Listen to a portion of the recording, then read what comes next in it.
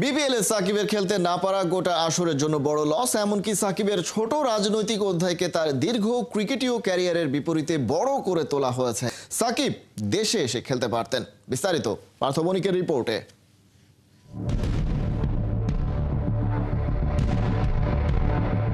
চলতি বছর মার্চ থেকে ডিসেম্বর 9 মাসে বিপিএল আর সাকিবকে নিয়ে নানা গুঞ্জন। চলচ্চিত্র সুপারস্টার শাকিব খানের প্রতিষ্ঠানে চুক্তিবদ্ধ সাকিব আল হাসান। তবে কি শাকিব খানের দল ঢাকা ক্যাপিটালসের হয়ে খেলবেন বাংলার নবাব? ঢাকায় শুরু হয়ে গেছে বিপিএল এর আমেজ। অনুশীলনে ব্যস্ত সময় পার করছে দলগুলো, আসতে শুরু করেছে বিদেশি খেলোয়াড়রাও। কিন্তু এরই মাঝে বড় বিপাকেই পড়েছে চিটাগং কিংস। তামিমের চাওয়াতে ফরচুন বরিশালে পাকিস্তান পেসার খেলবেন 5 ম্যাচ। মাঠে এসে সতীর্থদের খোঁজ খবর তো বটে, আড্ডায় মাতেন স্বদেশি ফাহিম আশরাফের সাথে। প্রিয় দর্শক, সাকিব আল হাসান ছাড়া রং ছড়াবে না এবারের বিপিএল, বলছেন ঢাকার কোচ খালেদ মাহমুদ সুজন। এদিকে বাংলার সুপারস্টার অর্থাৎ ঢাকা ক্যাপিটালসের মালিক শাকিব খান, উনি চান সাকিব আল হাসান দেশে আসুক এবং বিপিএল খেলুক। অন্যদিকে বড় ভাই তামিম ইকবালের ফোন পেয়েই বিপিএল খেলতে এসেছেন পাকিস্তানি পেসার শাহিন শাহ আফ্রিদি। তবে কি প্রিয় দর্শক, সাকিব ভক্তদের জন্য শেষ মুহূর্তে আসতে যাচ্ছে কি কোনো ধরনের সুসংবাদ? সাকিবের ব্যাপারে কি বলছে বিসিবি? আসুন এ বিষয়ে বিস্তারিত দেখতে থাকি বাকি রিপোর্টে। বিপিএলে সাকিবের খেলতে না পারা গোটা আসরের জন্য বড় লস। এমনকি সাকিবের ছোট রাজনৈতিক অধ্যায়কে তার দীর্ঘ ক্রিকেটীয় ক্যারিয়ারের বিপরীতে বড় করে তোলা হয়েছে। সাকিব দেশে এসে খেলতে পারতেন। বিস্তারিত পার্থ বণিকের রিপোর্টে।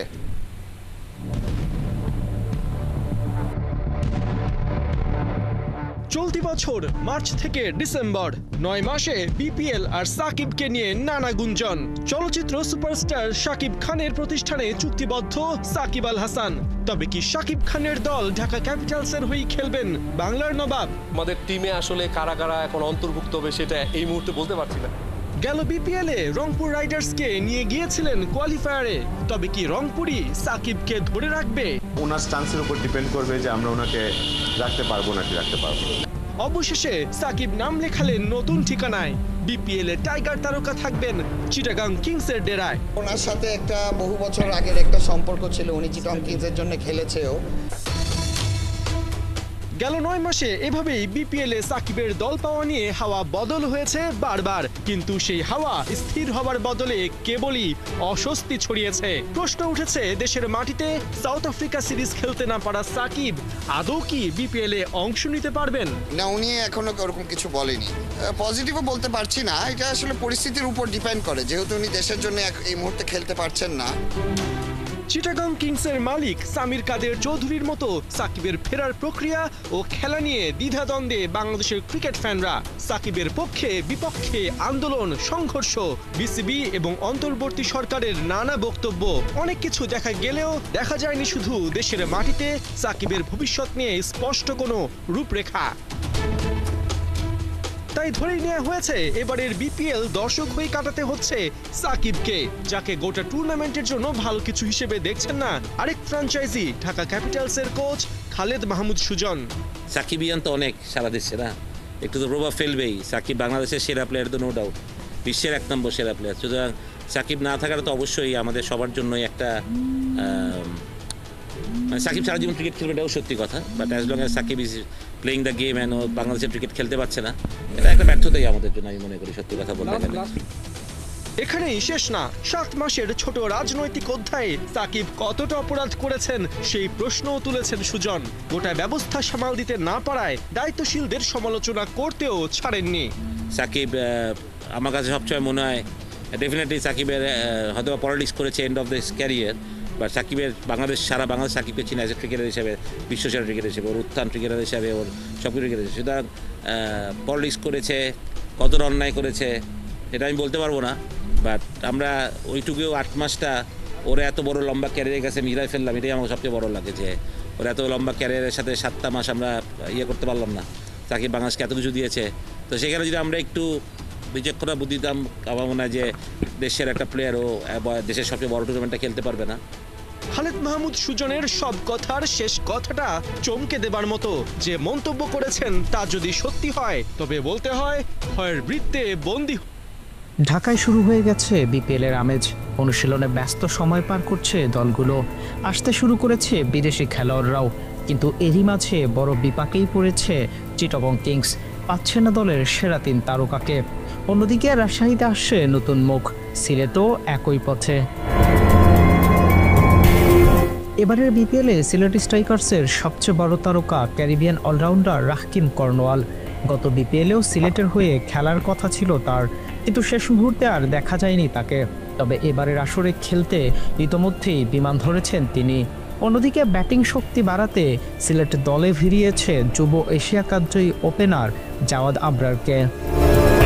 তামিমের চাওয়াতে ফরচুন বরিশালে পাকিস্তান পেসার খেলবেন 5 ম্যাচ।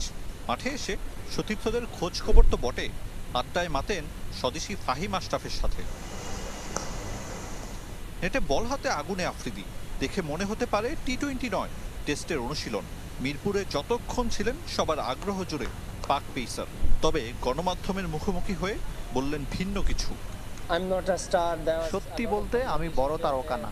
বরিশাল দলে জাতীয় দলের ক্রিকেটাররা আছেন, তামিম মাহমুদুল্লাহরা খেলবেন, তারাই বড় তারকা, আমি সাধারণ ক্রিকেটার।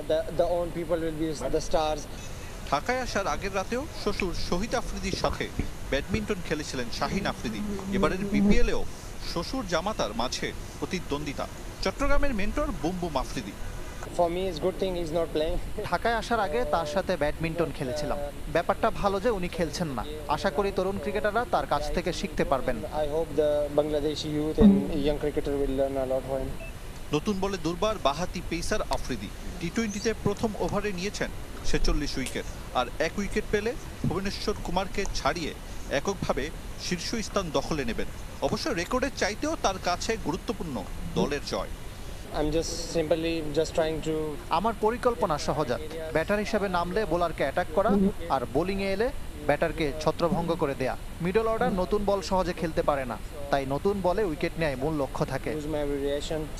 এবছর পাকিস্তানের মাটিতে তাদের হোয়াইট ওয়াশ করেছিল বাংলাদেশ। টাইগার পেস ইউনিট মনে ধরেছে শাহিনের, বিশেষ করে তরুণ নাহিদ রানা। বাংলাদেশে এখন দারুণ bowling unit, Taskin leading bowler, Nahid Rana অনেক ভালো করছে, উচ্চতা অনেক, গতিও অনেক। ভবিষ্যতে আরো অনেকেই উঠে আসবে যারা লাল বলের ক্রিকেটটাও খেলবে। প্রথমবার বিপিএল খেলার অপেক্ষায় রোমাঞ্চিত আফ্রিদি, সে অভিজ্ঞতা নেওয়ার পরেই তুলনা করতে চান পিএসএল এর সাথে। জি ঠিকই দেখছেন, মিরপুরে হাজির শাহিন শাহ আফ্রিদি। গত আসরের চ্যাম্পিয়ন ফরচুন বরিশাল তাকে দলে ফেরানোর পর থেকেই। সম্মানিত দর্শক, আমি আশা করছি আপনারা সম্পূর্ণ ভিডিওটি খুবই মনোযোগ সহকারে দেখেছেন। প্রিয় দর্শক, অবশ্যই ভিডিওটি সম্পূর্ণ দেখার পরে কমেন্টে আপনার মূল্যবান মতামত জানিয়ে দিতে ভুলবেন না।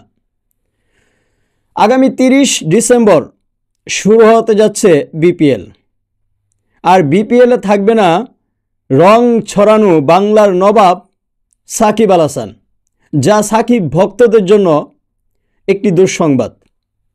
তবে সুসংবাদও আসতে যাচ্ছে বিসিবির পক্ষ থেকে। বাংলার সুপারস্টার শাকিব খান চান সাকিব আল হাসান দেশে ফিরুক এবং বিপিএল খেলুক।